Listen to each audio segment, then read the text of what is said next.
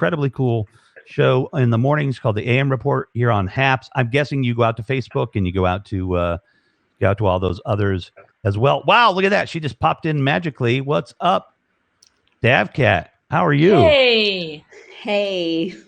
Wow, nice to see you. Lovely to see you too.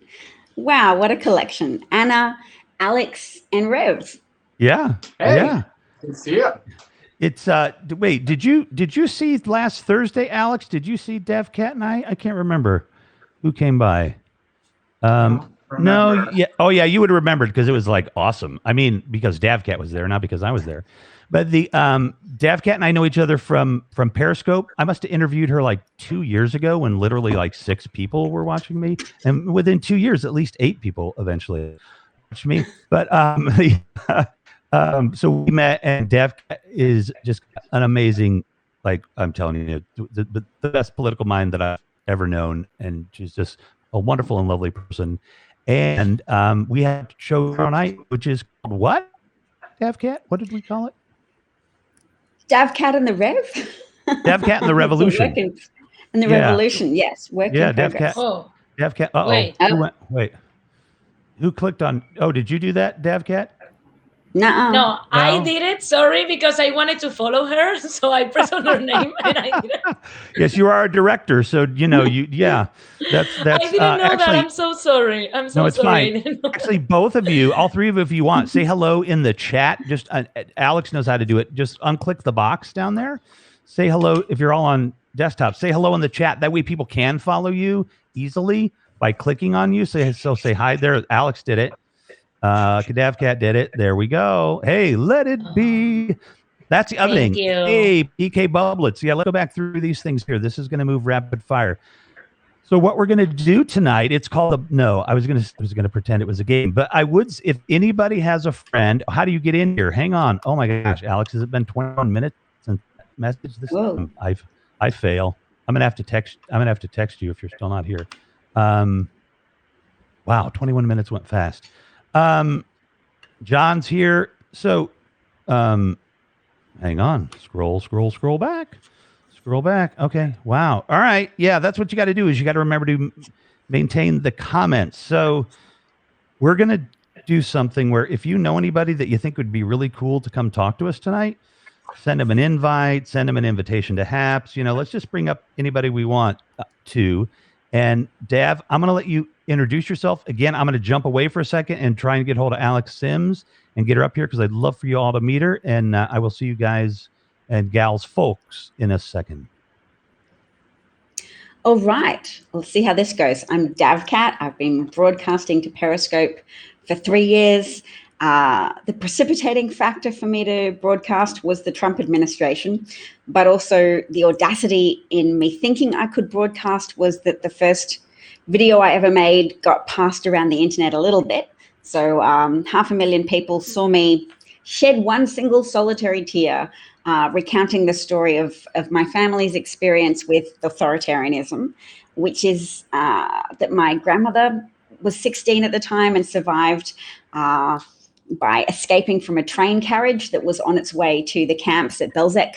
And she was with her parents and they forced her to leave. She wanted to stay with them and they said, look, we've made a hole for you. You have to jump out and go back to try and be reunited with your sister, which she did, and was orphaned in the experience and left with a lot of survivor guilt and just emotional baggage as a consequence. So that was my precipitating interest in going, the Trump administration's rhetoric and Trump as a candidate seemed to me to be someone who was weaponizing otherism, or that ability to harness the worst tribal impulses of people, all of their fears and concerns post 9/11 of being relaxed and welcoming towards migrants. There was this undercurrent ripe for exploitation by someone without scruples or conscience to say, yes, migrants are not to be trusted. We should treat them like guests in our house and view them warily and be rude about them and just be derogatory towards Mexicans. They can be the new Jews around which I form a loyal base of people who feel validated in their hatreds and their fears. So I've been broadcasting ever since, just trying to point out the parallels in between Trumpism and just fascism generally around the world, and what it plays to, and helping people brainstorm what we can do as individuals and communities to negate its influence, and instead to mobilize people around a more of a celebration of the better parts of human nature, and to illustrate the strength in unity, and illustrate the strength in embracing migration and its role in making America great, so that we don't have to cling to this fabricated nostalgia for whatever it is that Trumpism is trying to pretend it celebrates. That's me. Nativist protectionism being touted and flouted as being patriotism, and it's altogether pretty twisted. I love that, Dab. Super cool. I think we have the same, very similar, not exactly the same, but in terms of the impetus for our work in the public space. My journalism sort of kicked off with the Trump administration too, trying to like provide a critique of the administration that I felt like was sort of lagging, and also to critique the media for their failures to critique the Trump administration. Absolutely. That vulnerability it creates by both siding politics, which naturally privileges liars, of which there's always an abundance under fascism. So I'm so glad you direct your attentions to that, because a lot of well-intentioned people are like, no, leave the media out of this. They're already being attacked by Trump. And it's like, yeah, but there are elements of complicity there, or at least elements of over-devotion to both sides. We just present, this side says this side says this, with no evaluation that would help you determine that one side is actually lying through their teeth for their own gain at your expense, leading to, mass COVID manslaughter and all of the ills that have befallen the American public.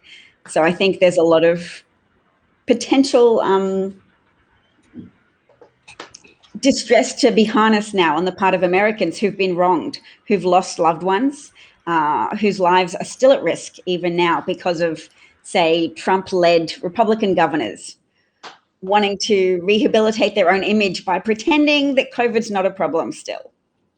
Well, I'm of the mind that Trump is sort of like he's a symptom, really. I mean, he's not the base of the problem. He was allowed to take flight because of underlying sickness, and the media apparatuses. I mean, American journalism is the best in the world, but at the same time, doesn't make it above critique. And the failures of the media to distinguish between false equivocations during particularly the 2016 election gave rise to him.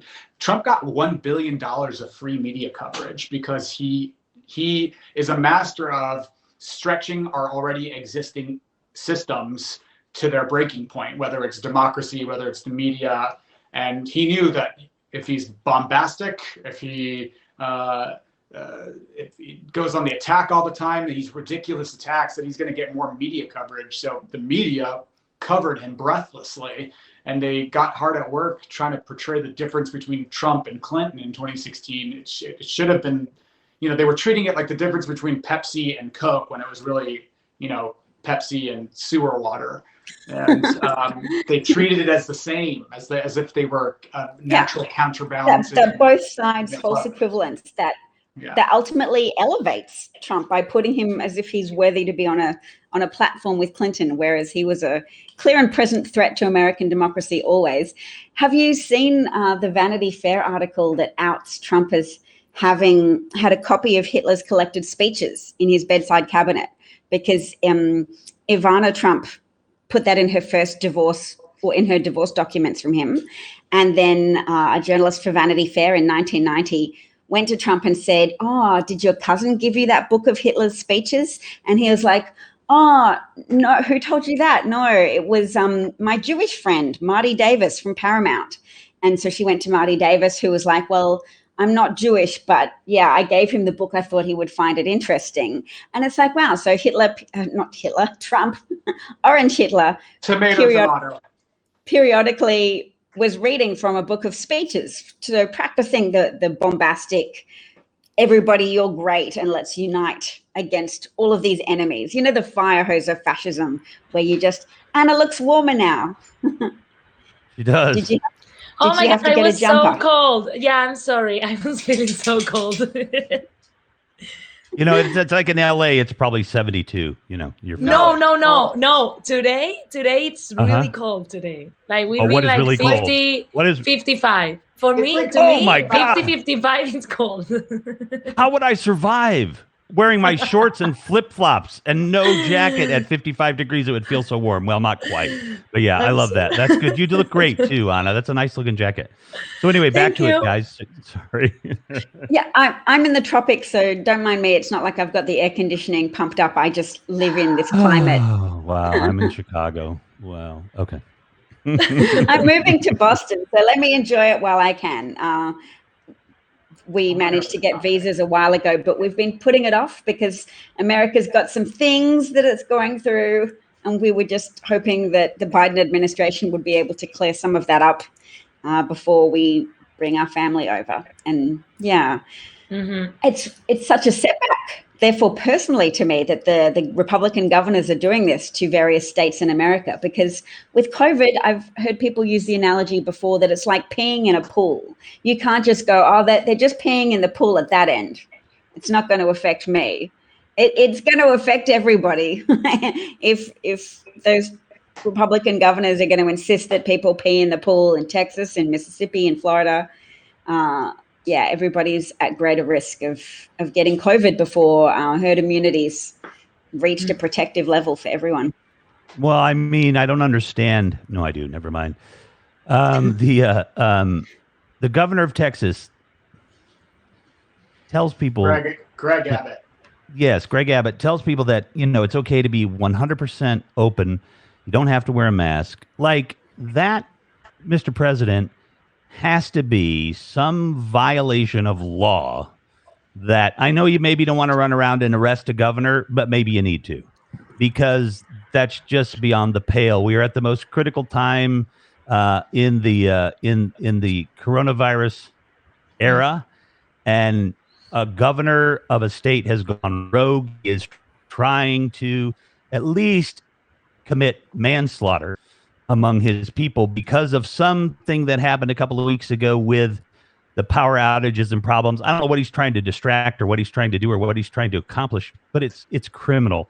And everybody in Texas, I love you, but don't drive to Illinois. I can't trust you. You know, you're not doing what you need to do in Texas. And it sucks that I have to say this, but you're not doing what you need to do in Texas, and I can't have you come to Illinois and bring the disease here, is what my governor should be saying. So, I mean, we have it here, but yeah. So sorry, folks. I think there's been backlash in Texas. So even if there's a majority of Texans, though, who don't support what Governor Abbott has done, the fact that he's empowered a minority to run with their worst instincts, to pretend that invisible public threat doesn't exist, that he hasn't prematurely declared the finish line's been reached. With public health messaging, epidemiologists have said over and over again, what you need is consistency for people to really accept that, okay, we can make our own judgments as individuals, but there are leaders who have a bigger grasp on the big picture, and they're telling us what's safe and what's not safe. That is all undermined when you have some people in leadership positions just throw caution to the winds and undermine the need to wear masks and undermine the fact that it's got to be a group effort. You can't just say, we leave it to your individual consciences. Look, if you're QAnon, go nuts. Like, yeah. For the Republican Party, it's all about the bottom line in the United States, about the bottom line. And I mean, talking about the moolah. You know, this is the same party that is aghast at the idea of paying people a livable wage in the United States, but very happily gives corporations tax cuts in the worth trillions of dollars. They're so offended by the COVID-19 relief package, but just passed $1 trillion tax cut for corporations and the wealthy. All just 2 years ago, I didn't see them protesting about the deficit, and then Where were their protests about spending then? It's only when we want to spend to help American people and not corporations that the Republicans have an objection. And that's because they're a wholly owned subsidiary of the special interests and corporations and the oil and gas lobby. Democrats have some of this too. I'm not saying that but let's not both sides it, because 100 Democrats were elected in the 2018 midterm elections with no corporate PAC funding. They ran on platforms of rejecting corporate PAC spending. That is not happening on the Republican side, which is why you see Democrats more interested in passing things like HR 1. Is it a perfect party? No, but much more representative of the needs of the American people. And it's why they're trying to push forward this $1.9 trillion spending package for the American people and for local governments. So, yeah, anyway. That's why your earlier point about holding the media to account is so important, because there's this pattern of economic malfeasance on the part of the Republican Party over decades, where they coast on their reputation for being competent economic managers to perpetrate fraud against the American people whilst in power. And then they trade on that reputation of, no, we're great with the economy. We care about deficits and prudence. And we look at the economy like a family budget. Now, first of all, you shouldn't look at the economy like a family budget, because governments have power that family wage earners do not. Governments have the power to potentially revive a stalled economy. And if they don't use that power, it's criminally negligent. But that's what Republican and libertarian ideology promotes. And secondly, it's the media that has allowed Republicans to develop this false image of prudence that is then drilled into the brains of people who lean socially conservative, and then they're taught that it's in line with their economic values as well, that the Republican Party is so prudent, and they trust that the media would let them know if it wasn't the case. And it's like the media could have done the narrative job of pointing out that over time, Democratic presidents have delivered for the American people in terms of economic prudence and sound economic management that have got America out of economic problems created by Republicans and have delivered job growth. And yes. So that's a key part of the media is doing it right now, by the way. If you see representations of this minimum wage as being a failure by Democrats to pass a minimum wage, you're buying into this Kool-Aid right now. I mean, Republicans killed the $15 minimum wage. They threatened to kill it. They had the parliamentarian in the Senate kill it, and it's being painted as a Democratic failure, which is just exactly what you're talking about. It is absurd. It is absurd. Everybody, the Democrats want you to have a $15 minimum wage. It's not. I know the Democrats are pincered from the obstructionism and self-dealing of the Republicans on the right, and then from the gratuitous ideological fervor of the left, saying we want to punish anybody, even the people trying to help us. Like, this life raft you've thrown us is insufficient. We're going to rage at it and puncture holes in it. It's like, no, don't sabotage the Democrats in your rage that you don't have a better life raft. No matter what happens, by the time they get the 15 in there, it's not going to be enough. I mean, it looks if you're in Chicago, first of all, screw the minimum wage, a living wage. There should be, a living wage is the minimum wage. It's tied to something. And in Chicago, it needs to be $35 an hour. In New York, it needs to be $55 an hour. In LA, it probably needs to be $50 an hour. I don't know what the number. In Kansas City, maybe it needs to be 20. You know what I mean? And of course, by federal law, you can't do that. You can't have a variable minimum wage or whatever. But somebody will say, well, oh my God, that would make a latte $25. Yeah. And people could afford it. It wouldn't be a big deal. Things would shift, things would change, and it would be really, really much better. Ana, like all this politics and stuff in America, how long ago did you come here? 16 months? 19 months. 19 months. Yeah. I have my friend Tux is on here, and he's in Portugal, and he talks all the time. I think they just kind of basically still kind of have a sort of dictatorship over there. The government over there is a little It's not America, but I don't know if America is not the America I used to think. But what do people in Spain, even back home, like, were they happy that Biden got in? Like, do they think you're safer now? Like, were they worried about you? Yes. Like, I think the whole world was expecting, like, was afraid of Trump, because unfortunately he has power, and he can hurt, and he can, for example, part of the Spanish economy got a little bit screwed since Trump has been elected. So when Biden got elected, was like a release for countries like Spain, or in general, I think Europe. Now Europe is getting kind of crazy too. I don't know what's going on with all these extreme, right political ideas. I don't know, but yeah, we got so.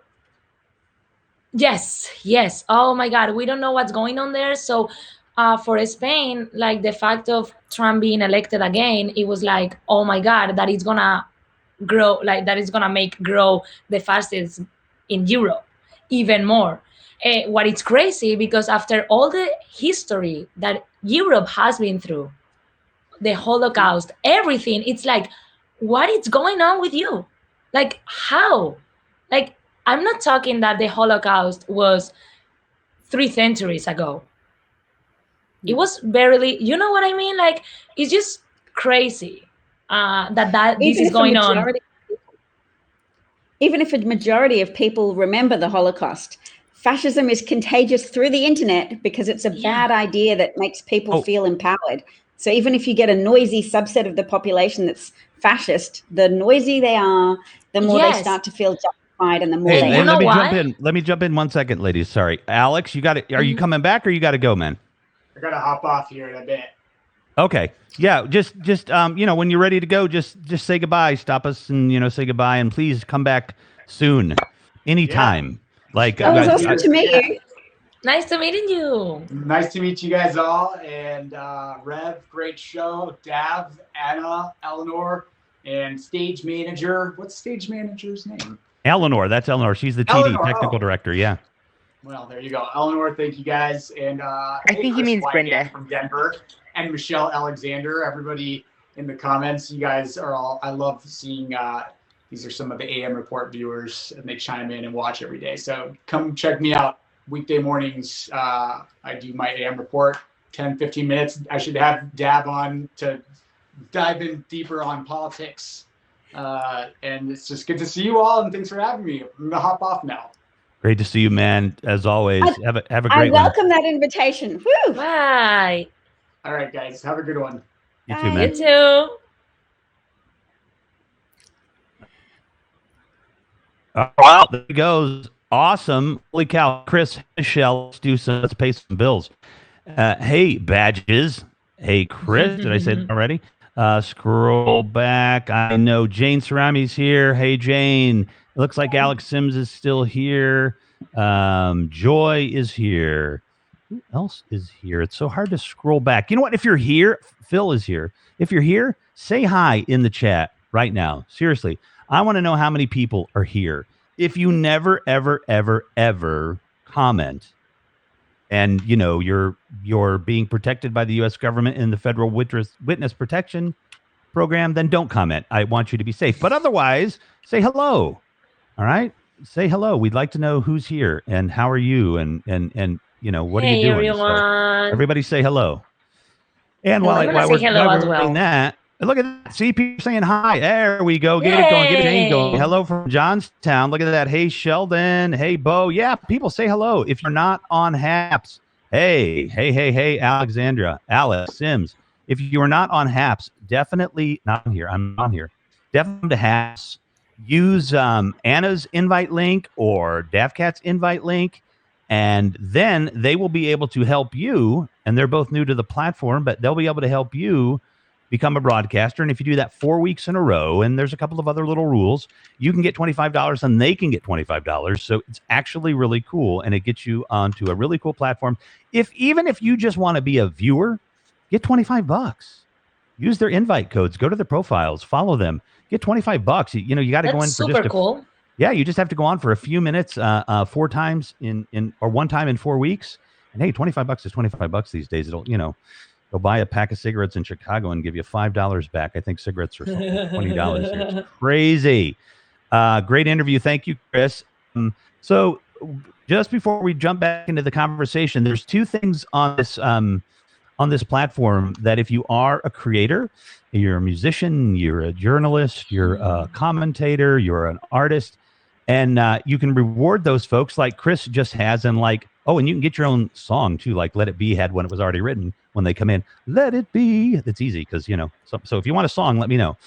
But you can tip us.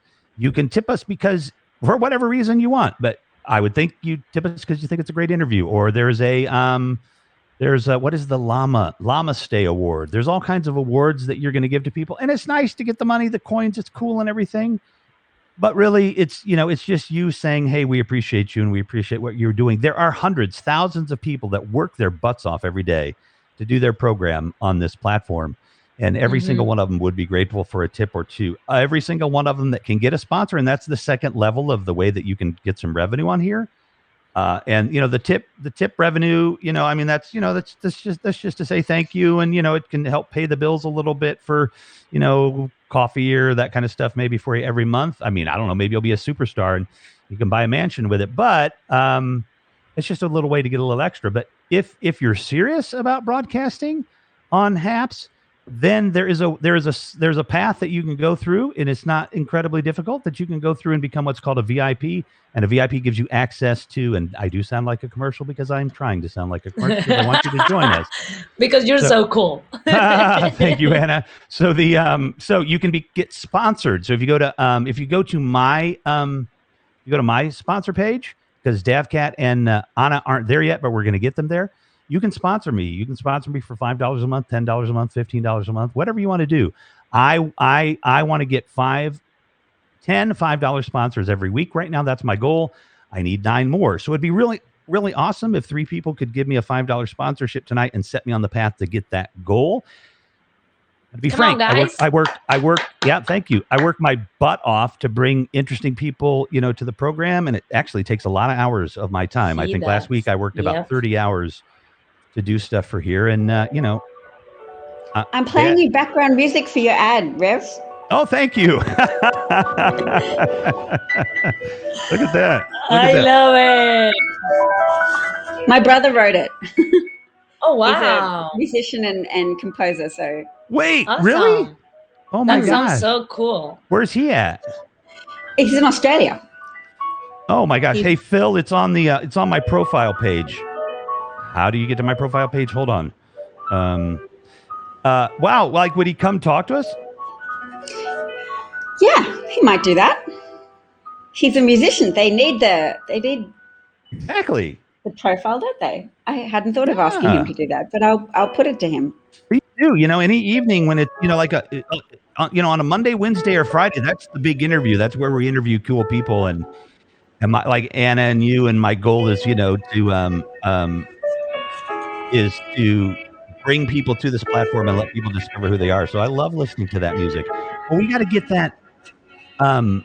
We got to get a copy of that to me sometime so we can play it too, and play it actually through the computer system. So yeah, I mean, the way I access it is he's just got a YouTube channel, so I play it. But nice. I could write to him and say, I'll just give him a call and say, bro, send me a file of it. Yeah, let's do that. I would love to use that music once in a while and credit him for it. Phil is saying he could stream too. Rev can interview your brother. Look at that. August, Phil, PK Bubble. It's all one guy. He thought of that too. Way to go. Hey, Paul, how you doing? Paul is are you in Quebec, I think, right? You're in Toronto? No, I mean, anyway, you're in Quebec. Paul's like, no, I'm not. Kimchi is here. Okay, here's Kimchi. So we have Eleanor that does the technical directing. Kimchi is here, and Kimchi is she's the chat room concierge. So, folks, if you have a question or a problem, need to know where the restrooms are, just reach out to Kimchi, and she will help you. So, yeah, all right. So we were talking about Spain and politics and Trump, and how people feel over there. And then I think it would be cool to hear DavCat's, perspective from her part of the world too, which is what she talks about a lot. But I mean a little more personally, what the neighbors are thinking and that kind of stuff. So go ahead, Ana. So you know what is the problem in Spain? Where I think it's happening in Europe. That's why the fascism is winning somehow. Because in Spain, the fascism in the last few years has grown a lot, like extremely a huge growth, and everyone is like, what's going on? Like, we are not understand. So the thing, for example, in Spain, the left side, the social side, is too split. Like, there's many candidates, there's many different politic parties in the left group, in the left side of the politics. So the extreme right, like the fascism, is maybe just one or two. So they are stronger. You know what I mean? So I'm sometimes a little bit pissed because I would like the left side, instead I'm talking in my country, the left side, instead of being fighting each other of who of them is better, they should, get together to save the country and don't let the country fall under fascism's hands, It's just like my country right now, it's crazy. It's a lot going on. And I think people is just mad and people is stressed and people is bored. And I don't know, just the left side got into the government last year when COVID hit. And I think no government in the world has been ready for a pandemic. No one was ready. So that has been, I think, something that really has affected this party. So I'm afraid that in the next elections, the fascists are gonna win. But we'll see. I don't know. It's crazy. Well, What's interesting is that fascism is like a strategy for harnessing grievance culture. So pandemics often bring out a lot of grievance because people have to take proactive steps to avoid the spread of a virus, steps that aren't immediately and obviously going to personally benefit them. It requires a lot of collective action. So there's room for people to go, oh, the government. And the left tends to be more genuinely idealistic, I should say, that they're like, oh, we've got to make things better for everyone. So there's more room for them to fracture and argue about how to best achieve that. Whereas the right can unite around just saying, we hate communists and we hate, well, I'm not going to say women, but there is often within fascism a strong pushback against feminism, and it often harnesses a lot of aggrieved men who feel victimized by it. Go all together, yeah. Because it's like an umbrella saying, if you're mad about something, come to fascism. But if you're mad about something and you're idealistic, then go and mess up the left, go and fracture the left and argue about who's the best. Whereas, exactly. Because you know what? I think the left side tries to trust in a better society, trust in a development, like in a progress of building a better society. There always can be better. So that's the idealistic part. So when people get frustrated or get mad or get bored or just tired of the situation, they just go to the fascism. Because the fascism, that it's not gonna fight for a better society.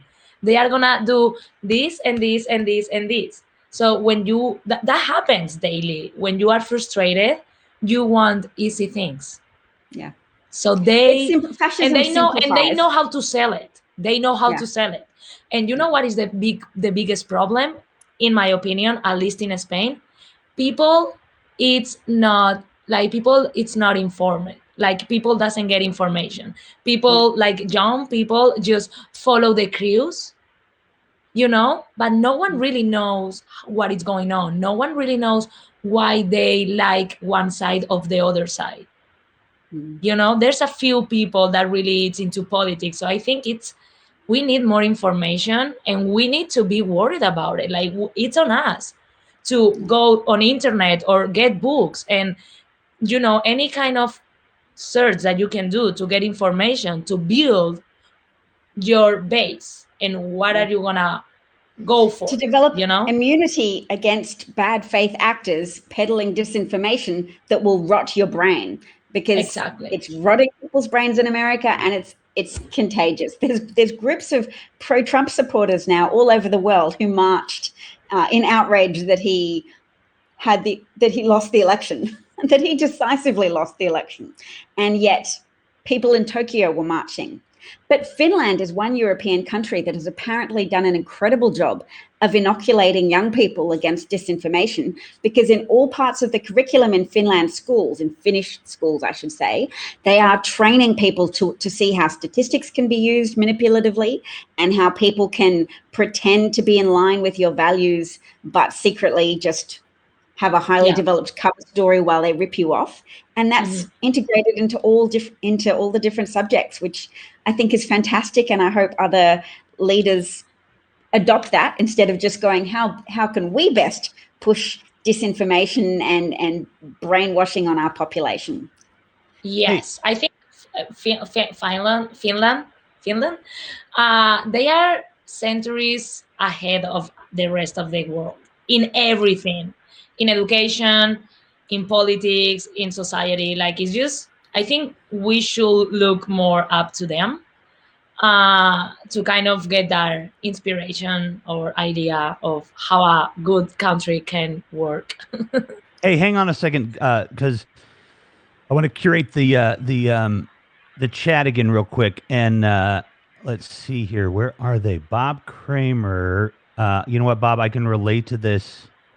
Oh my gosh, in so many levels, especially today. So Bob says, the only depression I have from the pandemic is watching my 6 and 4-year-old grandsons. And then Bob says, let's see if I can get down to it here. Go too far. Hang on. Sometimes it's a little tough here in the not being able to connect with children their own age. Dav and I were having this conversation too.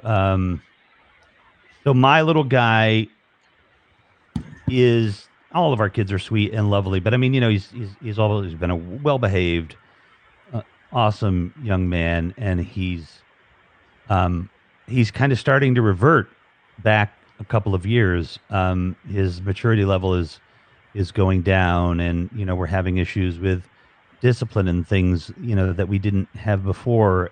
And you know, he gets outside and plays every day, but you know, other than being a few feet away from his friends, because we do let them play, they wear masks and they don't get too close. He hasn't had a friend hug him in a year. He hasn't had anybody hug him other than his parents in a year. He hasn't seen his grandparents on my side of the family in 14 months, and they're only 50 miles away. You know, I feel you, Bob. I feel all of this, you know, with our kids, and there's going to be a lot of, I mean, I guess, you know, if you want to have a good career, meaning that it's meaningful and long-lived, I'd become a psychologist, because we're going to need thousands and thousands of them for a really long time. So, yeah, thanks, Bob, for sharing that. That you really you opened a hole up in me that I'm going to fill with some of the love from all of you here. So, thank you. Let's see. That's beautiful. We've got a commenter called Bo Adams who tells us that we should look up fascism in the dictionary. Really? And that, and that the Trump derangement is strong with this one, indicating that he has only a passing acquaintance with what fascism is. Or reality. Yeah. But I'd just like to address that, because a whole bunch of historians, there were some holdouts who were saying originally, well, we don't want to call Trump a fascist yet because there's lots of elements of fascism that aren't at play yet. And you know what? The armed insurrection was the breaking point for those holdout historians who said, okay, now he ticks all the boxes. He's capable of inciting his followers to violence. He commits stochastic terrorism by just nebulously putting out there that he'd like for people to turn up and fight for him, and that he'd like it for people to teach the fake news a lesson. He clearly has all of those elements of harnessing grievance, inflaming antipathy towards demographic minority groups. The dude is a fascist, and it's encouraged the growth of fascism in Brazil and in Europe, and I would argue even in Australia as well, by just pushing those boundaries of how long you can stay in power with even more shockingly large departures from truth. The go hard with the big lies. Trump lied to the world about the pandemic, and it didn't just affect Americans who then looked to Trump and took the virus less seriously than they needed to. It affected people all over the world because Trump had the highest profile of any world leader at that time. So it's definitely been involved in the death and infection of millions of people around the world. You could hardly get a fascist better equipped to commit democide or just soft genocide than Trump at the moment. Hey, Dav, feel free to look at his other comments and go after him, please. Hey, Bo, I just sent you a definition. Click on this one, all right? Click on this one. And seriously, man, get some help. There are thousands and thousands of wonderfully capable mental health people that might help you get rid of your QAnon problem.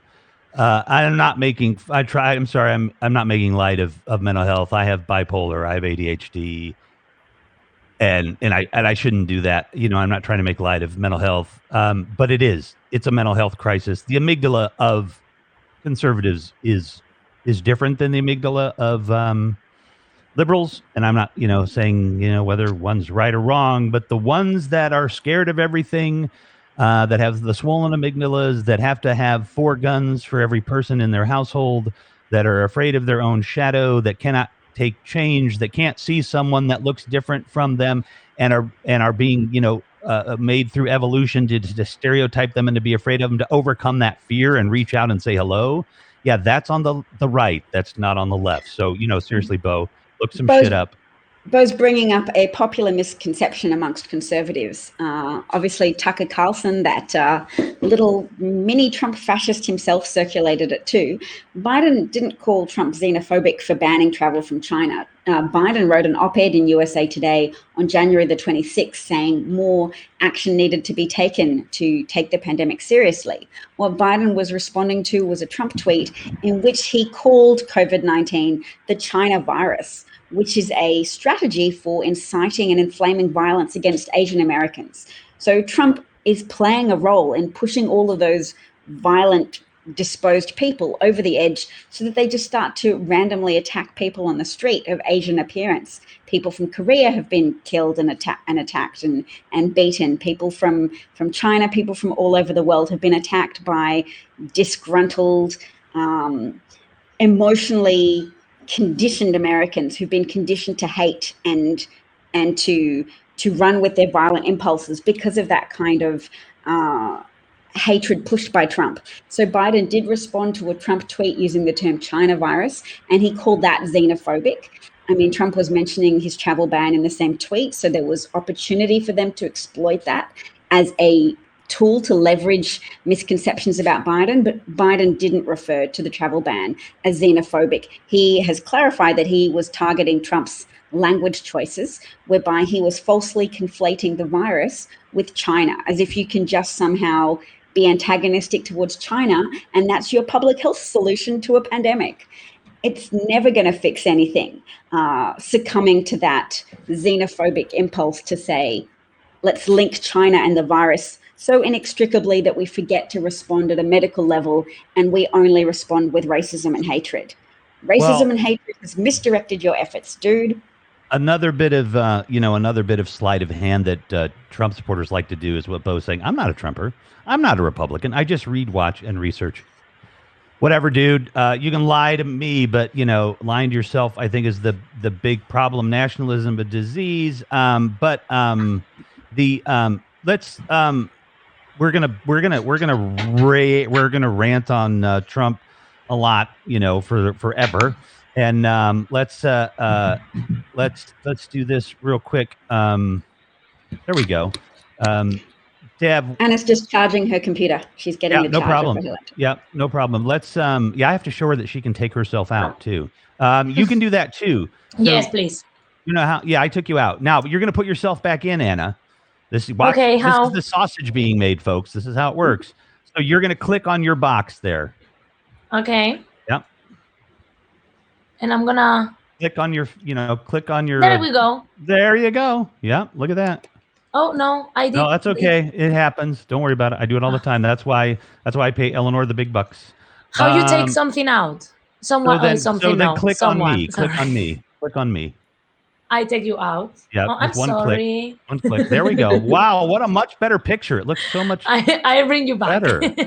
Oh well, geez. Okay, he can still make trouble. So we Dev, and Anna, because of this beautiful opportunity to have two people, one that is not in the country and another one who's kind of recently been out of the country. What's just for the folks that are out here, Deb, what's the government like in Australia? They have a democracy, right? It's what's called a managed democracy. It's got the appearance of a democracy, but there are strong elements that are keeping down the functionality of it as a democracy. So we have what I would call a Murdoch managed democracy. Rupert Murdoch, who you know is the owner of Fox News, he owns 70% of the print media in Australia and just carries substantial influence with journalists all over the country. He also, we have what's the public broadcaster in the US? Is it PBS or PBS? NPR? Yeah. PBS. Okay, NPR so we is have the radio. So we have a big PBS equivalent that's very influential, but the Rupert Murdoch installed government in power have been depriving it of funding and continually cutting its funds so that it knows, the people that work there know to not be too critical of the government. And now things have escalated to the point where our Attorney General is now on mental health leave because allegations have surfaced that he raped a 16-year-old girl. And so he's cried about that on camera and said they're all persecuting him and he's just going to step down for a while for his own mental health. But the woman who made the complaint, who was 16 at the time, many years ago, has taken her own life. So they're like, yep, so that means the police have finished investigating it, i.e. I'm cleared. And everybody else in Australia is like, no, you can still have a coronial inquiry. Like, you can't just expect us to overlook that or forget about it. And that's occurring in the context in Australia as well of a 22-year-old staffer was raped in the Defence Minister's office after hours. So there was a drinks party. She was brought to our equivalent of the White House after dark and after hours, and she couldn't even sign her own name because she was so incapacitated. And her colleague signed her in and brought her in and then raped her and left her in a state of undress in the Defence Minister's office. So there are CCTV cameras in the corridors and everything. And so people knew about it. Security guards were coming to check on her because she was half undressed and wandering in and out of consciousness. And they debated whether or not to call an ambulance for her and decided against it. And in the morning, she just pulled her dress down and let herself out of the building. And they called an election for 3 weeks after that. So she was essentially given the message, don't push ahead with the police because we've got an election and you'll lose the election for us. And you don't have a job if you go to the police, basically. So she didn't pursue that. And then 2 years later, 2 years into their election, their ruling cycle, she said, you know what, I'm not going to be quiet about this anymore. I'm really irritated because I just saw the Prime Minister pose with this woman who's been named Australian of the Year for being really outspoken about sexual violence. And how dare they when they made me feel terrible and that I was unable to go to the police and get justice for what was done to me. So she came out of the woodwork, all of this stuff. So Australia's like in this huge escalating and compounding rape scandal at the moment. And the government's still like, no, nobody's going to resign. Nobody's going to take accountability for any of this stuff, is a symptom that Rupert Murdoch kind of props them up, that it's really hard to get them out of office no matter what level of corruption is revealed or what level of brutality towards women. So there's going to be this big women's march on March the 15th. We'll see how it goes, if they can actually manage to keep the public informed, despite the fact that the Rupert Murdoch media is kind of like, oh, well, maybe it's not fair to say that the man could have raped someone because, can't really investigate it now. So, yeah, Australian indignation, particularly the indignation of women, is at a high level. Yeah. Wow. Yeah. And it's probably, there's probably many people that thinks that she made it out or made it up. Yeah. Yeah. So I mean, it's hard to do. I wanna send a message to all the people. When you are in a situation like that, maybe it takes you 10 years to be able to speak about it. Okay. So people should know that. Like there's no lie there. Maybe it takes you like, I don't want everyone to be in that situation. Of course, I don't want that at all. But people should also understand that psychologically, those situations just kill you, emotionally and psychologically. And admit a situation like that, it's like really hard. Unfortunately, I have many women in my life that have been in some sort of situation like that along their lives, and they maybe haven't talked about it after 5 years or 6 years since that happened. Yeah. Because they haven't been strong enough mentally to talk about that, and that is respectful. And then we are not talking about random people. We are talking about politics, like politicians. Like they have money and they have power and they can hand you down if they want to. So you as a woman, you are afraid. And that's a real thing, because there's no, I think that we need more conscious about all these kind of situations. It's good for women to know. You don't have to carry the shame of somebody else's behavior. A lot of people will internalize the shame of having been victimized, but you don't have to. You can go out there and tell the truth. I mean, it's good if it is the truth. I'm an avid proponent of exposing that Tara Reid person as being, oh man, I shouldn't even bring her up because she loves the attention. That lady who wrote about how great Putin was and just changed her story a lot over time to say she was harassed in Joe Biden's office. She changed her story to say that she was assaulted. So it really challenges us to draw a distinction between when we say believe all women and understand that the odds are often stacked against women who make allegations against men in power, men with prestige, men with money, men who people want to believe would never do the wrong thing because our hopes for politics are riding on their shoulders. But then there are also people who are capable of making false accusations, and just to be able to entertain that possibility and to stay engaged with the evidence and try and work against any preconceptions you may have, to just deal robustly and honestly with evidence as it presents itself. Yeah. Hey, I would like to. Yeah. Oh, I'm sorry. I just want to jump in real quick. I want the dialogue to keep going, but I just wanted everybody to know, if we're having a conversation that can be triggering, for folks, or it can be hard to listen to. You okay, Dev? Yeah, I just forgot to say a trigger warning before I launched into explaining. No, that's okay. No, that's fine.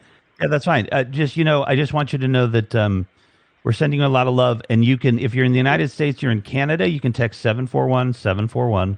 If somebody could just type that, could be anybody in the chat, can be anybody. Actually, go to the crisis text line and get the and maybe even get the link. I need to get a better graphic to put this up here too, but you can go to 741-741. That's the crisis text line. They will chat with you about anything.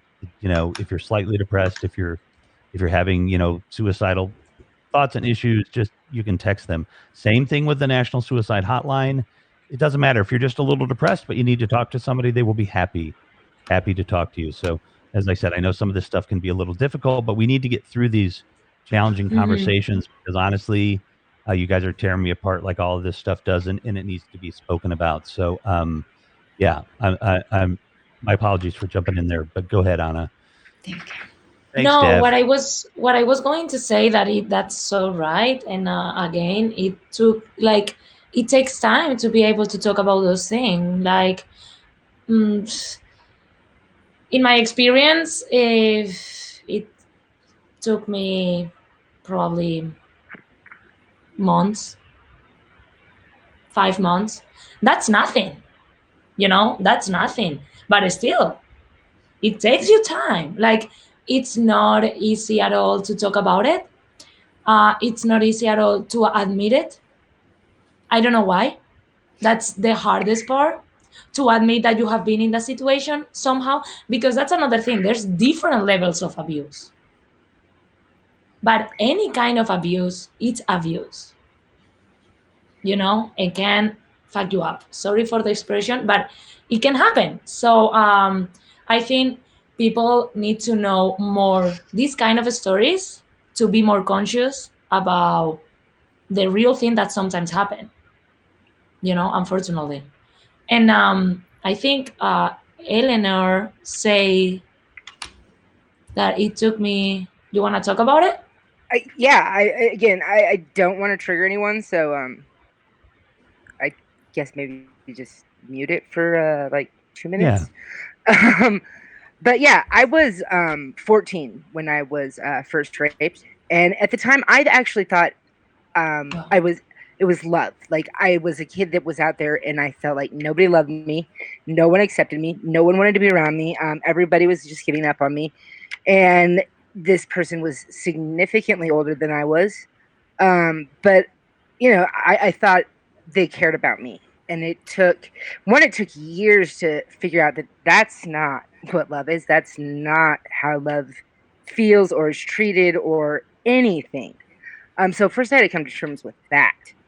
And then, there was telling people about it, and they were like, well, you were hanging out with them all the time. You put yourself in that situation. You earned what you got. And that is so screwed up that we do that. We blame victims all the time. And that is a big reason why women don't come forward. I mean, because even when we report it to the police make you feel like you did something wrong. Like, well, why were you here? Why were you wearing this? Why were you? None of those things make it okay for anyone to touch someone else without consent. None of those things, man or woman. It does not give someone the consent to violate a person. And so I think that's a lot of times why we stay quiet. And I did also want to touch on the point that I don't really know much about like the Terry stuff, because I a lot of times I can't listen to it, like, because I'm more likely to believe the victim, one, and people that have gone through those experiences. Our brain literally blocks things out to protect us. So stories can change. And it's important not to like just get on a person for the story like changing, because there are psychological things that happen when a person is attacked to protect that person, whether it be violent or just like emotional that they can't handle. It's a PTSD thing, and it's just important to know that too. So yeah, I think. I'm good. Sorry. No, you're good. No. I just want to say that goes within the education. I think they should talk about that more at schools and high schools and college. Absolutely. Like, they will think education, at least in my country, should be more aware of this. I think we are getting there in Spain.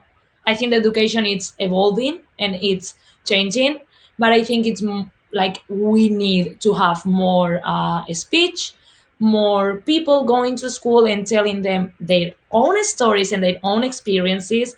Because when you get a child and you put them in these situations, and you explain them that it's not okay, you explain them how that person feels afterwards, you explain them the damage that can be for that person's life forever, or any, like, if you go within, you know, the center of the education, we could get into a better place, and we could get into less victims, you know, less experiences like that. I think it's really important to have people speaking out loud about this. Yeah, I think that's important. I think it's important that just as someone who I have 2 boys, and I felt raising those kids, it was really important to teach them to respect women in a way that I don't know if has really been done in the past. Like I feel like there's a lot of white male privilege that you know, makes them think that they're just allowed to. Like if the chick's wearing a short skirt, you're allowed to, you know, touch her butt. I don't know where this comes from. I don't know why they think this. But it's not okay. I don't. It seems so simple in my head that that's not okay. But for some reason, there's a lot of men out there that just don't get it, and I think it needs to start at a young age with those boys to teach them that's not okay, and teach them to respect their own bodies. I mean, and that anyone, you know, disrespecting their body is not okay. I'm a big like pro, you know, talk to your kids about sex. It's going to be uncomfortable. It's not, but start at a young age appropriate, and keep the dialogue going. Teach them to respect themselves. Teach them to respect others. Teach them that it's not a dirty thing. Like when you're at the right age and with the right person, this can be great. But you know, we're not having these dialogues with our kids until they get older, if at all. And I think if we start doing that, things can change. But I think we do need to start with our children. You've inspired me. My son doesn't know that much about sex yet. And you've given me a paradigm for talking about it. I'm going to describe the upsides of it and say that it can be a bonding thing. It's a relationship glue that you only want to use when you're in a relationship with someone you legitimately think is good in a way that has substance to it. Not someone you just saw for a second and went, no, you're good. I'll add to that good feeling with another good feeling. But it's a relationship glue that you probably want to apply more when you feel confident in a relationship. Or at least that's one approach you can take. I don't want to have to bring any religious backing to the table for this because I don't have a substantive religious philosophy or approach, but I do want my children to approach the idea of sex with a degree of reverence that is supported by a lot of respect for both genders. Getting men to respect themselves, respect their own health, and not want to expose themselves to the risk of sexually transmitted diseases at the drop of a hat, not to view women or sex as a conquest or something they're entitled to if they've been attracted. Someone wrote on Australian media that a lot of men, if they've become aroused, they think that's been done to them. So something's been done to them, they're therefore entitled to do something to someone else. And it's like, no, it's just a more subconscious interaction with your brain that you become aroused, but that's still something happening in you that you're doing to yourself. Your own standards of beauty and your own standards are making that happen. The blood is rushing to your penis as a function of you and who you are. Don't ever think that a woman has initiated contact by arousing you. Right. I think that is a very good point, that in that context, I've had so many of these conversations in even just in the last few weeks, so it kind of gets all jumbled up. But that, I think that just needs to be said more, DevCat. People need to understand. I mean, wow, like I never thought of that. That's like, Well, I owe it to the internet commentator who made that point that I came across.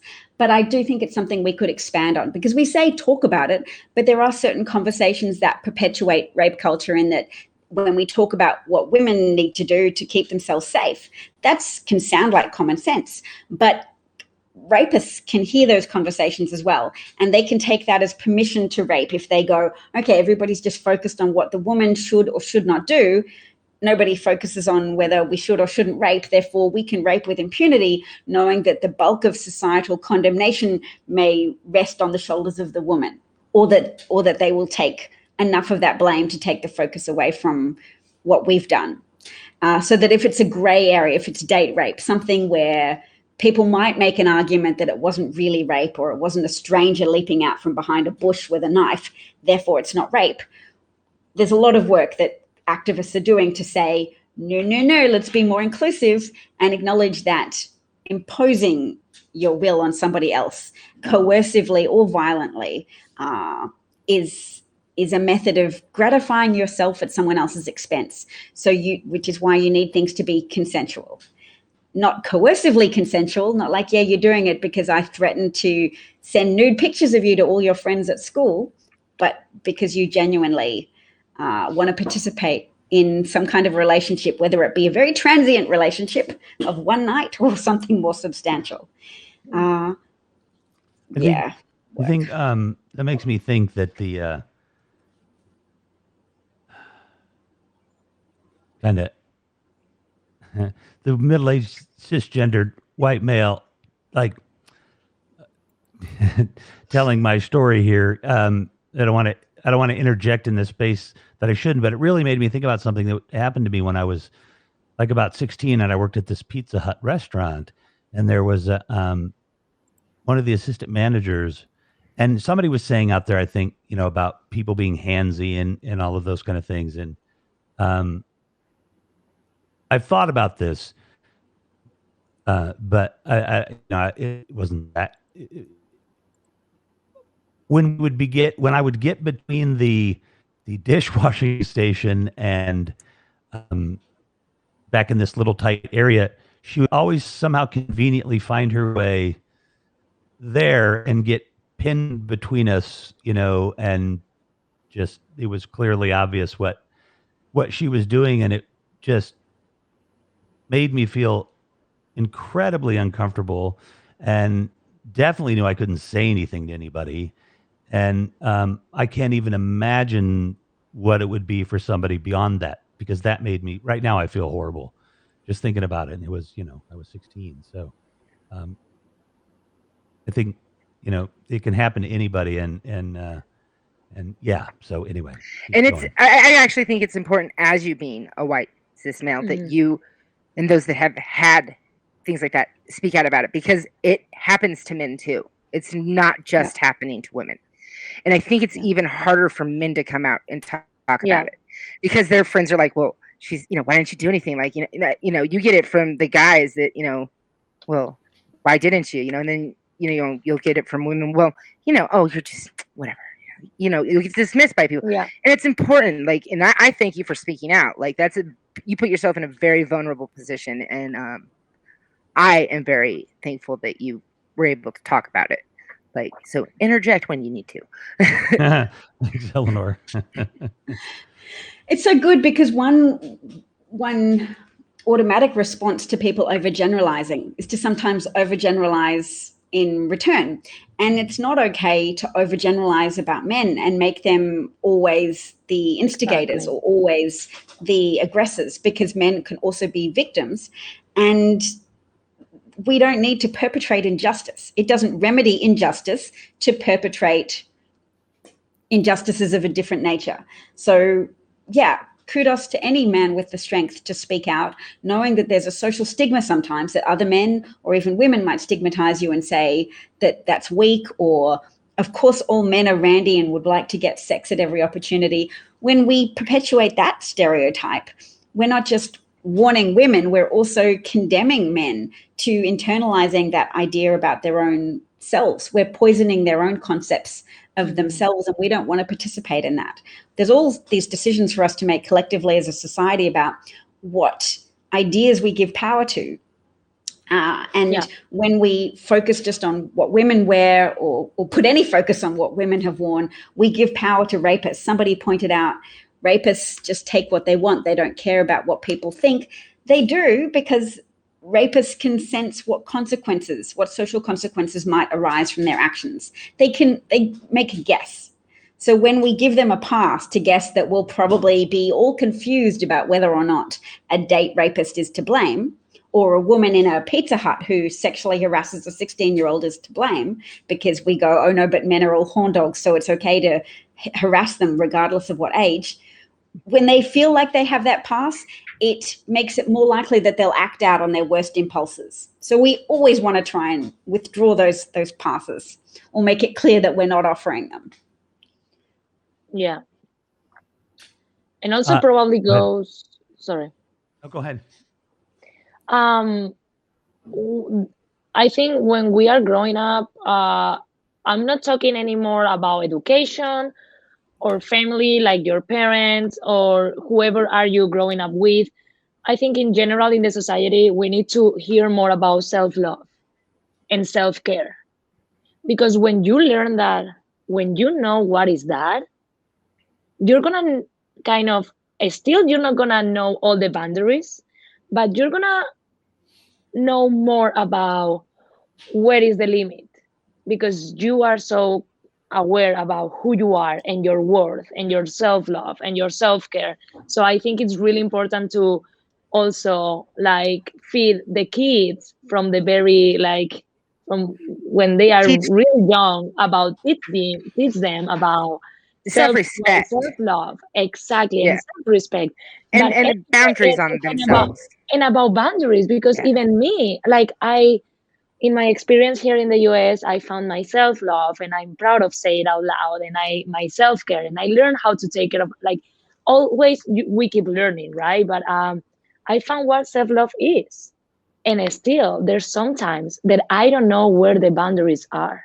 And that's another. I take so issue frustrating. With so frustrating. The words self-care, because we're going to find ourselves in life in positions where we can't give ourselves that care we need to. Maybe there's depression, or we've lost someone, or so many situations can lead to where we're just not really able to take care of ourselves for a little while. And we need those friends, the family, those people that love us around us to be there for us in those moments. And we need to be there for those people in those moments. Mm-hmm. So that the self-care, I mean, I know where you're coming from with it, but it's there's just going to be times in our life where we can't. And that's 100%. Just human. That's just human. 100%. But if you have that base, I think, it helps you get through the everyday, that self-care that gets you through every day. I know where you're coming from with it. Like I days that I'm not in that level, like every day I'm the same level, like at all. But at least when I'm not in that level, I know that I can reach that level because I reached it before. So it helps me to also, when I'm in situations that I don't like, even if I don't know if the boundaries, like where the boundaries are, I can say like, hey, I'm much more than all of this. I don't care who you are. I don't need you in my life. I made it till this point by myself, And that comes from self-care and self-love and blah, blah, blah. But that's a process. And surviving and getting through it. I mean, and that's a process. You know how strong you are now. Like, and it's not saying that, well, next time I'll just be able to, it's, you got there. And that's so, it's actually really awesome. And you have to be through a lot. Actually. Unfortunately. Or at least, or at least learn from other people's experiences. I think that not everyone has to be through a struggle or through bad situations to get to that, to some point. Definitely. Hey, first, I wanted to throw back to Rev because you were saying something before. Wait, me? You were. What? Any idea what my thought was? No. We'll get better at it, remembering what Rev thinks. I wanted to say real quick that again, 741-741 U.S. and Canada crisis text line. There's Ireland and one other country, I think, now has the crisis text line. But if you're feeling, if this is making you feel uncomfortable, it's bringing up memories, you need somebody to talk to, Crisis text line is 741-741 in the U.S. and in Canada. Most of your countries hopefully have a hotline, a suicide hotline or something that you can call, but you don't have to be suicidal. Just if you're feeling down and you need to talk to somebody, you can use those lines. And there it is. Thank you, DevCat. That's awesome for putting it up there. And I also just wanted to kind of quickly say, because Dav is new to the platform and but not new to broadcasting, and Ana is new to the platform but not new to broadcasting, that a lot of their followers from other places are going to be migrating over here, and it's fun, even in the midst of this serious conversation, which we can go back to take a breath and say hello to, was it Indoor Smoker? I think that was somebody that Dav knows well, and that's really cool. And Doe Darling is in here, and Doe is like, every program needs a vegan. Bye, darling. Bye. Bye, Rev. Bye. Every wait, did he just say goodbye to me? He did. I love that. Oh, we'll say hi to him when he comes home. That's awesome, Dev. That's hilarious. Oh my gosh. Hi. And Doe Darling is a vegan and just a really fun, bright, interesting person. And I really enjoy watching you, Doe. But every program needs a vegan in here to keep us centered. So thank you for joining us. And hi everybody. Welcome. My name is Revolution McKinnis. This is Rev Mac Live on a night that we don't have the big interview, although this is a bigger interview than any big interview hardly that I practically have had. This has just been an amazing evening of conversation. And I feel like the best conversations on here are the ones where I don't have to talk much. And You're a good facilitator of conversations. It's a great skill to have. And I'm so glad you anchored it in refreshing people's memory about the crisis line as well, because I just launched into that discussion of what was happening in Australia's politics without nary so much as a trigger warning. So I've taken that on board now, just to refresh my own memory, that if I'm going to start talking about that, to give people a heads up so they have a chance to mute or turn away if they want to, because I want to give people the opportunity to protect themselves from things that are going to throw them off balance in the course of their daily lives. We all still have to go about our daily lives. We can't just we can't afford sometimes to be suddenly exposed to things that are going to decenter us. But I wanted to throw to the comment section a bit as well, because we have people noting being thanked by their in-laws for raising good husbands or good partners, which is awesome. Just the most awesome thing. What was that? Like, what was that? Like when your kids get married, like and to have that partner and that partner's like parents say, "Thank you for raising a great kid that now is my son-in-law or daughter-in-law." Like that's the most. It's just awesome. Like you did well. You're contributing to the culture, that there are respectful men and women out there whose very existence undermines the stereotyping, the negative gender stereotyping that exists. And to just be able to say, it's possible to raise people and for culture not to be overwhelming. That culture is a factor that can contribute to socializing people negatively, to think a little of women or to think a little of other people's autonomy, so to harass men or women, and to impose your needs over theirs at their expense. That there's a culture of consideration and respect that's passed on from generation to generation, and that it exists independently of religion, that people who are religious, they can use that to cultivate morality in themselves, but they can also use that as a shield to cover up their own immorality and to compartmentalize their lives. So they go out in public and be a pillar of society, and in private act abusively and coercively to those in their care or those with less power. Good job, parents. In Paul, I think said that. There was someone else. Kimchi recounted her own story, saying that she screamed through someone's hand, and luckily his brother heard and saved you. And if he hadn't been drunk, he wouldn't have been able to get free, which really reminds me as well of Christine Blasey Ford's account of Brett Kavanaugh and Mike Judge attempting to rape her. which was unpleasant for everybody to listen to, but important for us to learn and to help us strengthen our own resolve not to let people abuse us, and to teach our children that it's okay to push back hard if someone's attempting to override your autonomy. You could be fighting for your life. Like, don't hold back and go, oh, I'll just do the nice thing, or just wait for their better selves to kick in. Sometimes you can't wait. You have to be prepared to scratch or bite or gouge somebody's eyes or hit them in the throat to cut off their air supply to save yourself in extreme situations. How did I get there? Sorry. It's okay. No, that's great. That's great, 'cause that's- How did you get there? How did you get there? Look where the conversation has been. Yeah, How could you that's not get there? Just emotionally, even. So thank you. And yeah, and your children.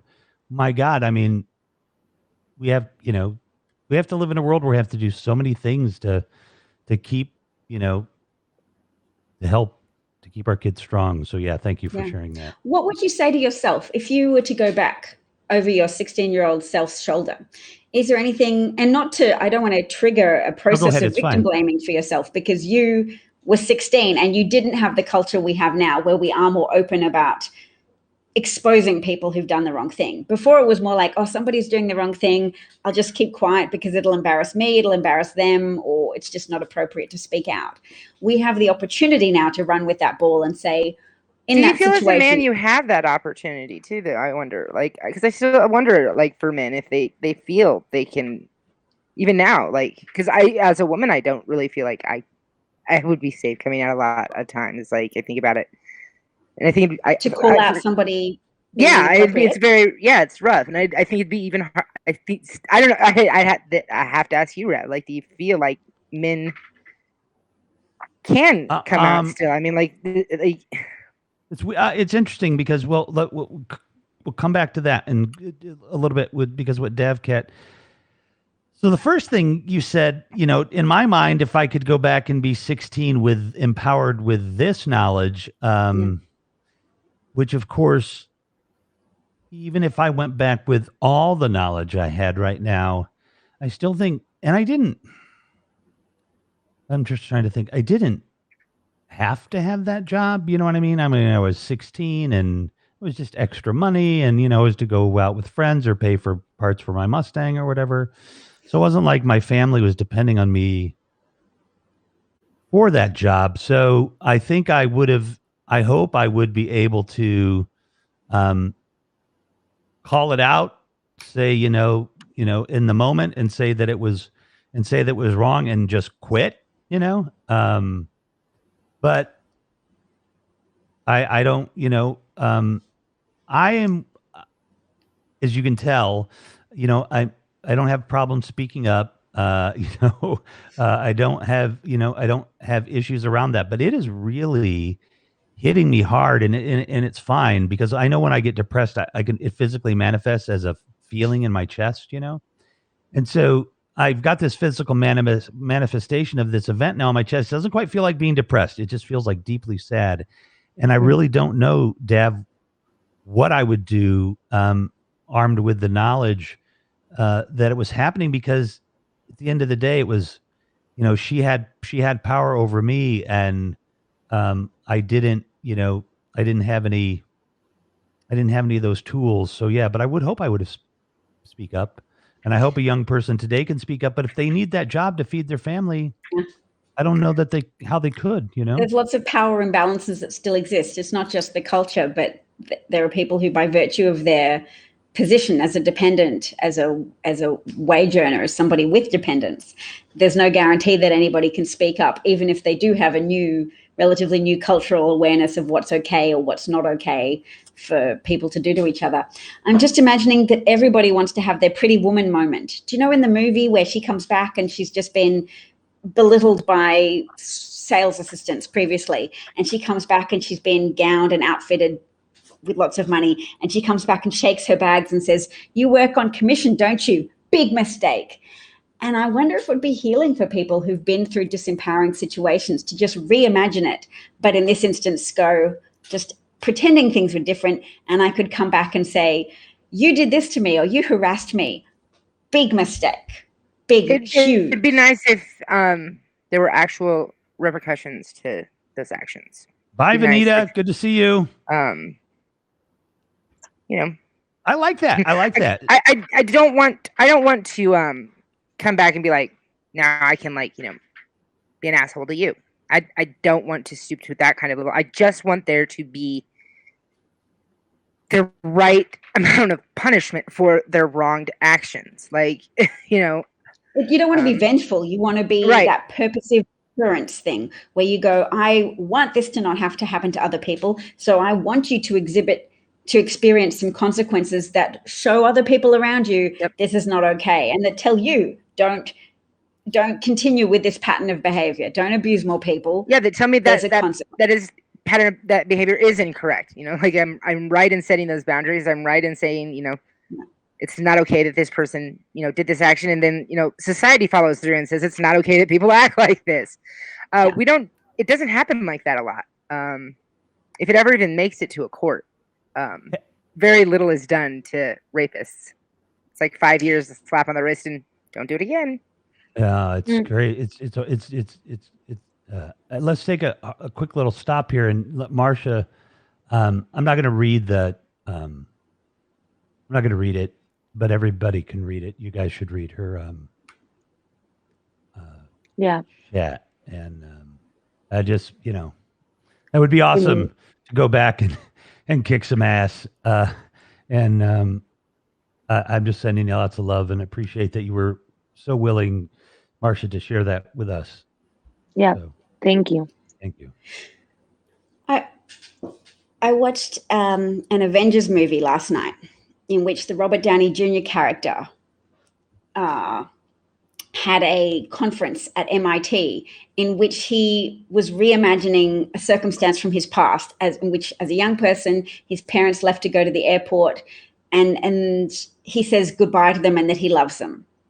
And then the simulation or the hologram or whatever it was dissolves, and he reveals that, he organized for a $611 million project to be able to therapeutically reimagine that circumstance, and him telling his parents he loved them, because in reality it's like a Batman situation. His parents died and he never saw them again. But we want to relive those circumstances and to rehearse or to script what we would say in empowered situation to deliver those societal rebukes. Because at some point, silence is not just doing nothing. Silence is that pass for an offender to keep offending. Like every time they get away with something, that gives them a high of transgression, of like, haha, I did something.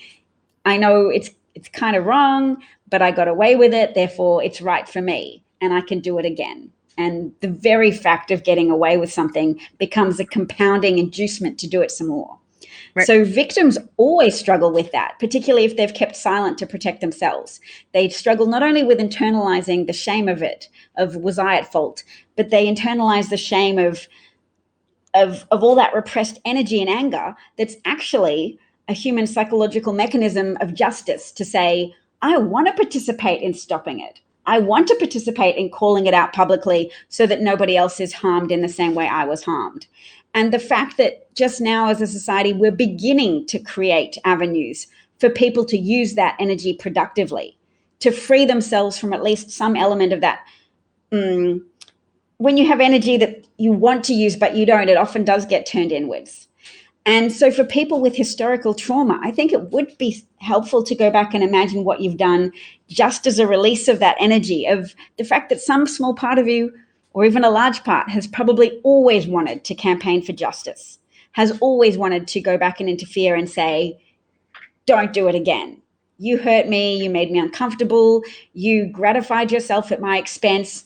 Don't do that anymore. Find a hobby, find a healthy hobby, and don't take from what you did to me an extra glee about how good you are at getting away with things to go on and hurt others. Everybody could take a breath if you want. I certainly need to. Dead air doesn't hurt us on this platform. So if everybody just wants to, let's take 30 seconds and just, yeah. We don't have to get off. I'll play my brother's music. Yeah, play your Yeah. brother's music and everybody just kind of chill for a second. I just want to make sure everybody's feeling good or knows they're supported.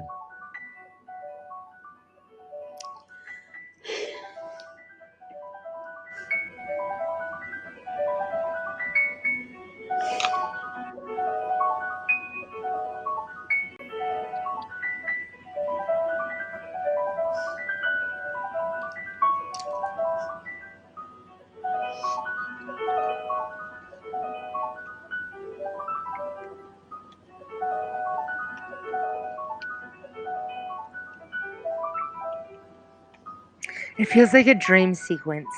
Like, like you should be going into some like dream sequence of a movie. It's beautiful. I love it.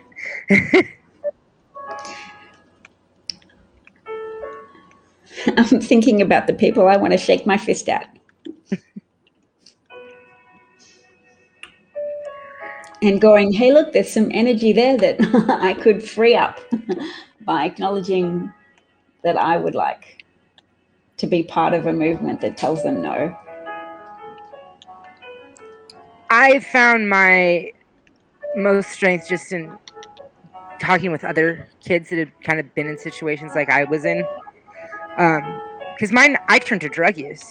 I was a heroin addict until I was 27, from the time I was 14 to 27. And the only way I got sober was I had to work through all that shit, everything.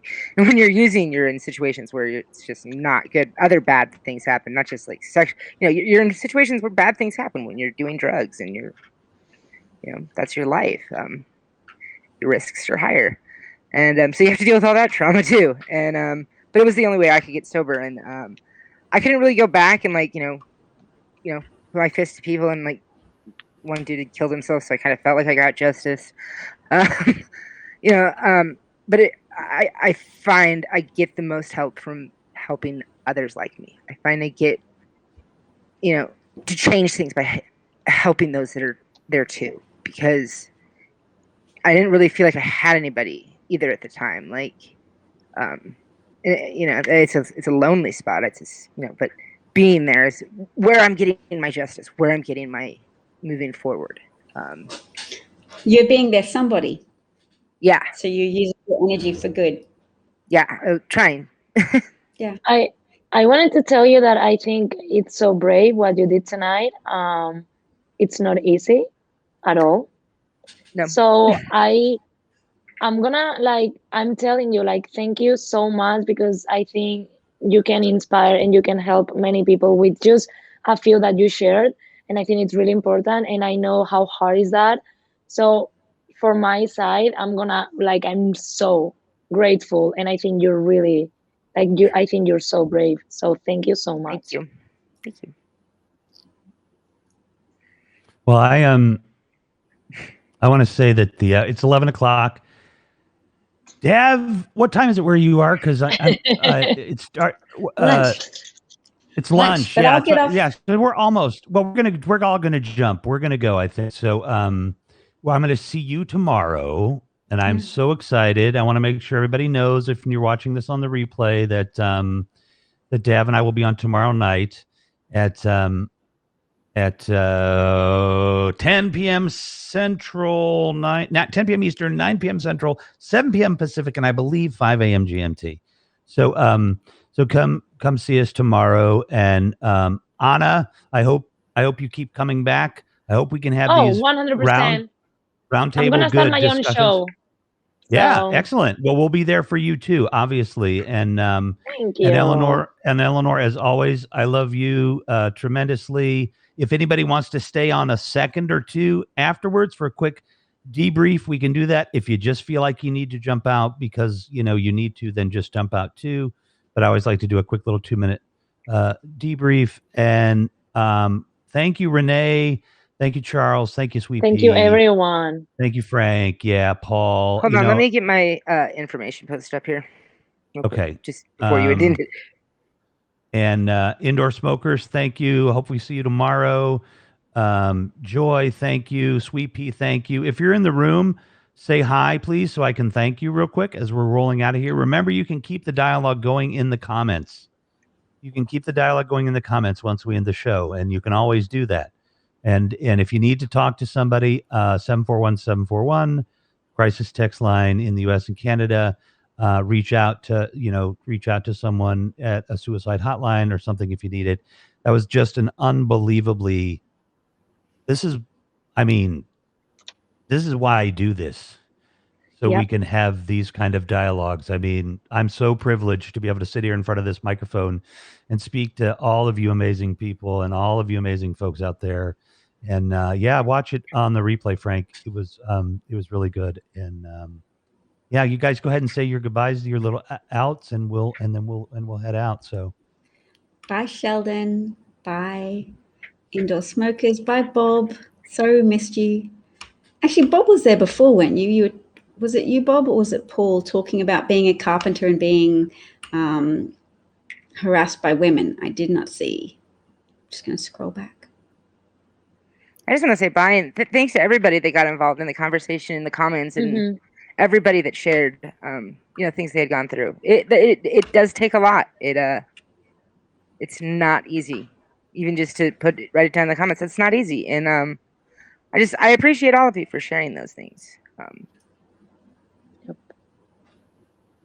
The Badges. Hey, good to see you, Badges. Let's do another 7-hour marathon. All right, everybody. My name is Revolution McInnes. Rev Mac Live soon. RevMac.live. I had to grab that one. Like, there's RevMacLive.com. I thought that's cool. Your radio out in. RevMac.live will be live at some point soon. We're going to work on that website. I am at RevMac Live everywhere, on Twitter, on Instagram, on Snapchat, even bizarrely, and find me if you want to say like hi. A robot. What are you saying, Eleanor? You sound like a robot. What? I lost my audio. I'm hearing it normal. Understand you. Oh. Are you? Normal. Okay. Yeah, I'm hearing Rev normal. Just on my part. All right. Well, listen. Go on. It's fine. No problem. Yeah. Listen. No, you always, you make my heart skip a beat because I spent more money on this microphone than I did my first car. So, like, what? My audio's not working? Are you kidding me? Now, don't worry. My first car was only $400, and the microphone. Actually, they were the same price. Actually, so, but wow, $1983. That was more than $400. I just love all of you. Thank all of you. You're all like Alex. I want to thank Alex, who was in there before, watching this on the replay. Share this with everybody. Share this network with everybody. Tip your waiters and waitresses. Go sponsor somebody. This is the best platform. I am telling you, in the last 8 weeks. Thank you. You may think it's funny, but this thing has totally changed my life for the better. Yes. And I've met so many amazing people, and I love all of you. And I look like Glenn Beck. I'm not. So he's thinner. He's thinner than It's kind of a compliment. Wow. Kind of a compliment. Well, there you go. Nice. Was just trying to say. But anyway, I'm loved you all. We'll see you soon. Dav, see you tomorrow night. See you tomorrow night. Peace be See with you you. soon, guys. Yeah, see you soon. And peace be with you, and namaste. Namaste. Namaste. Bye, Right. everyone.